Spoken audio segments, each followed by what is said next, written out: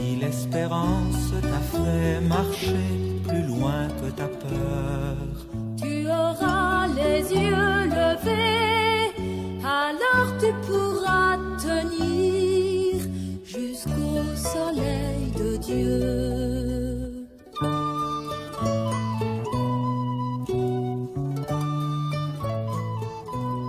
Si la colère t'a fait crier, Frères et sœurs en Jésus, bonjour et bon dimanche. Nous arrivons presque en milieu de notre temps de carême, le troisième dimanche de carême. Et le texte que l'Église propose à notre méditation d'aujourd'hui, Jean chapitre 2, versets 13 à 25, nous présente deux tableaux majeurs. Le premier tableau, c'est la purification du temple, avec Jésus qui expulse le marchand, qui vendait à la limite normalement pour aider ceux qui ne pouvaient pas transporter de loin ce qu'il fallait pour l'Holocauste. La deuxième scène, c'est celle de la prophétie de la destruction du temple, où Jésus dit: détruisez ce temple et en 3 jours je le reconstruirai. Et les Juifs rétorquent en disant qu'il a fallu 46 ans pour bâtir ce sanctuaire. Et Saint Jean explique clairement que Jésus ne parlait pas du temple physique qu'il voyait, mais plutôt du temple de son corps. En premier lieu, il est bon de voir le symbole de la purification du temple, avec Jésus qui est habité comme lui-même le démontre, et les disciples le reconnaissent, que le zèle de la maison du Seigneur le dévore, comme le dit le psaume 69. Nous comprenons ce qu'on appelle le zèle. C'est l'amour jaloux pour la sainteté de Dieu et du temple, et pour la pureté de la foi.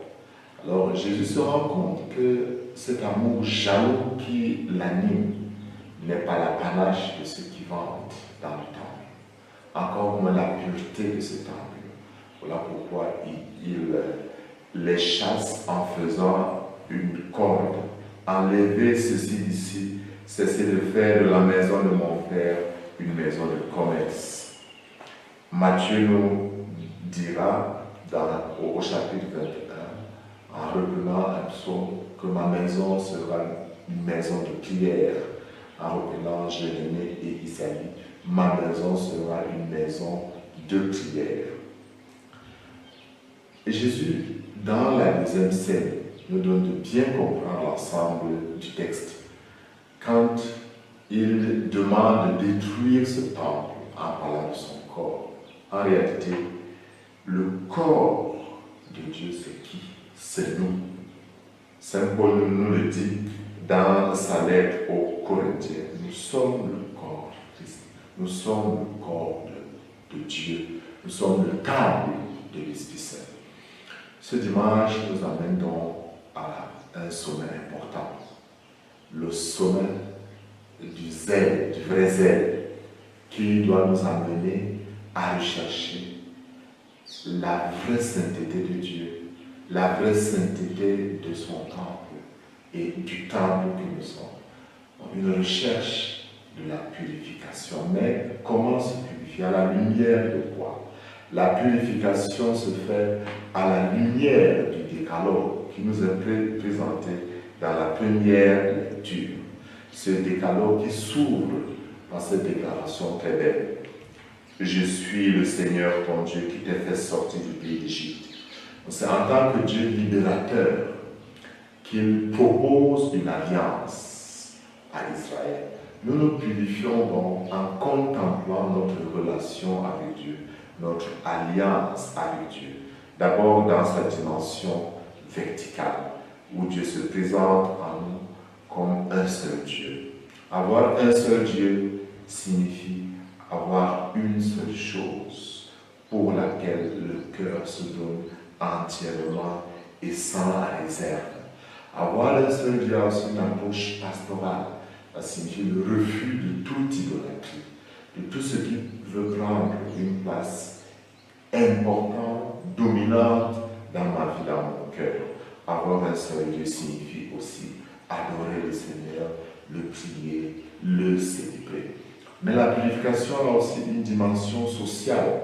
C'est le deuxième tableau des 10 paroles, des 10 commandements. C'est le regard que j'ai envers mon frère, ma sœur. Donc, je dois, en cherchant à me purifier, éviter tout ce qui avile l'autre. Je chercherai donc à être un signe pour son bonheur, être un instrument pour son épanouissement, à ne jamais être la cause du malheur d'autrui. C'est ça qui nous porte à une vraie purification. Frères et sœurs, en ce dimanche où le Seigneur vient nous purifier, parce que nous sommes son temple, laissons-nous purifier en allant auprès de Dieu, qui nous libérera, comme le pape François nous le rappelle, de faux prophètes. La prière, le jeûne et la pénitence donneront à notre cœur la vraie lumière pour percevoir ce qui nous détruit, ce qui détruit le haut temple de Dieu que nous sommes, et nous portera à une vraie adoration. Que le Seigneur, dans son amour, vous guide et vous bénisse. Au nom du Père et du Fils et du Saint-Esprit. Amen. L'espérance t'a fait marcher plus loin que ta peur. Si l'espérance t'a fait marcher plus loin que ta peur, Tu auras les yeux levés, alors tu pourras tenir jusqu'au soleil de Dieu.